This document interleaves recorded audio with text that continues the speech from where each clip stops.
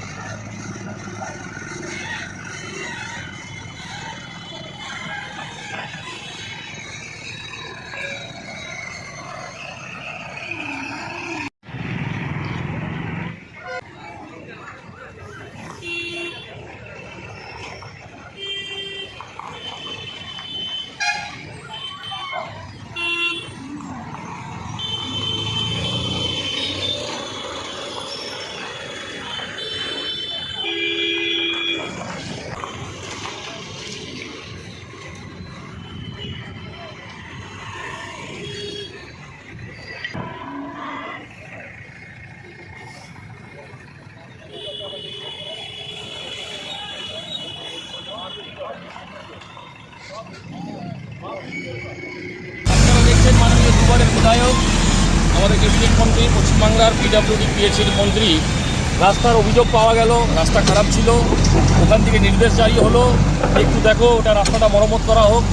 সমাজসেবীর মাধ্যম থেকে আমরা বন্ধুরা আছেন, এরকম অনেক সমাজসেবীরা আছেন যারা কেউ ডাম্পার দিল, কেউ ছাই দিল, এইভাবে মাননীয় মন্ত্রীর কথা রেখে সবাই কাজ করছে। তো আজকে এটা বোঝা যায় যে ভারতীয় জনতা পার্টি যে পরিবর্তনের সরকার এসছে সেটা কিভাবে এসছে, মানুষের সেবার জন্য, মানুষ মানে ব্যবস্থা দেওয়ার জন্য চিন্তিত আছে। বলছেন আপনাকে কী করতে হবে বলুন, আমরা আপনাকে ছাই দেবো, আপনাকে ডাম্পার দেবো।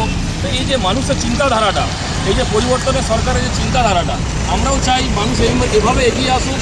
সমাজের একটা ব্যবসায়ী জগতের একটা রোল আছে, তারাও সমাজের জন্য কিছু করতে পারে, সেটা আজকে এখানে প্রমাণ হলো।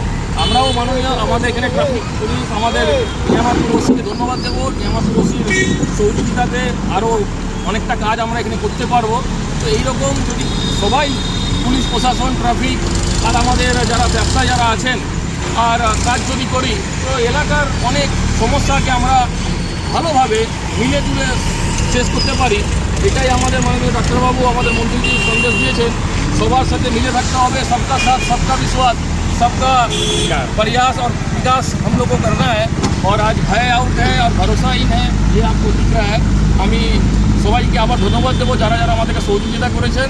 আমাদের পার্টি আদর্শ নীতি নিয়ে কাজ করছে, আগামী দিনেও আমরা আদর্শ নীতি নিয়ে মানুষের সেবা এইভাবে রাস্তায় দাঁড়িয়ে করব। তার জন্যই ভারতীয় জনতা পার্টিকে মানুষ জয়যুক্ত করেছে, দুবার বিধায়ক বানিয়েছে।